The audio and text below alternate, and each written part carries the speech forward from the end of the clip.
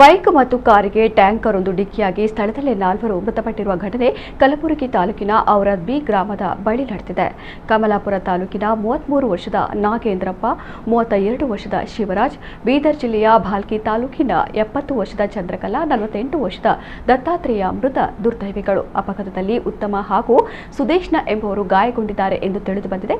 ಹುಮ್ನಾಬಾದ್ ಕಡೆಗೆ ಹೋಗುತ್ತಿದ್ದ ಬೈಕ್ ಹಾಗೂ ಕಾರಿಗೆ ಹುಮ್ನಾಬಾದ್ ಕಡೆಯಿಂದ ಕಲಬುರಗಿಯತ್ತ ಹೋಗುತ್ತಿದ್ದ ಟ್ಯಾಂಕರ್ ಡಿಕ್ಕಿ ಹೊಡೆದಿದೆ.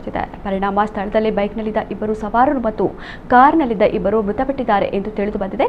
ಈ ಕುರಿತು ಕಲಬುರಗಿ ಸಂಚಾರಿ ಠಾಣೆ 2ರಲ್ಲಿ ಪ್ರಕರಣ ದಾಖಲಾಗಿದೆ.